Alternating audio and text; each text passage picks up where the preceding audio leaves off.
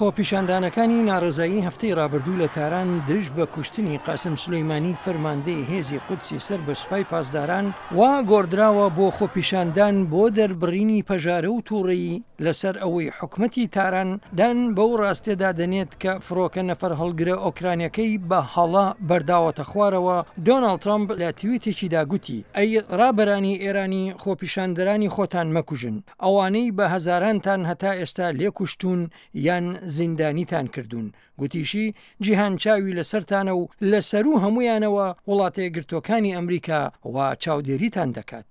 بە دڵنیایی ئەوە ئەمە هەفتەیەکی باش نەبوو بۆ ڕژیمی ئێرانی. ڕۆبرت ئۆبراین بە کەناڵی ABC گوت بەڕێوەبەرایەتی ترامپ جەنگی ناوێت، بەڵام لە گوشارەکانی خۆی بۆ گۆڕین لە ئێران بەردەوام دەبێت.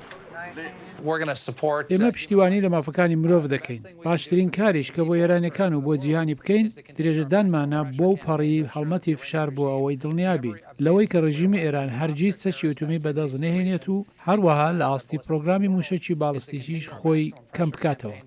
لە کۆنگرس دیموکراتەکان و هەندێک لە کۆماریەکانیش ناڕازین و دەڵێن کۆشکی سپی نەیتوانیوە بەڵگە بخاتە ڕوو سەبارەت بە ڕەواییدان بە کوشتنی قاسم سولەیمانی. سەرۆک ترامپ ژمارەیەک بڕیاری هەڵە و هەڵەشانەی داوە سەبارەت بە سیاسەتی دەرەکی وڵات ئەوانی ژیانی ئەمریکایەکان دەخاتە مەترسیەوە و هەروەها هێزەکانی ئەمریکاش ڕوبەڕووی مەترسی دەکاتەوە. هەفتەی ڕابردوو خانەی نوێنەران دەنگیاندا بۆ سنووردارکردنی دەسەڵاتی سەرۆک بۆ بەرپاکردنی جەنگ دژ بە ئێران. نانسی پیلۆسی بۆ کەناڵی ABC دووە. کۆنگرێس دەسەڵاتی ڕاگەیاندنی جەنگی هەیە، دەبێت ئێمە بەرەو ئاشتی هەنگاو بنین، نەک خۆشکردنی جەنگ.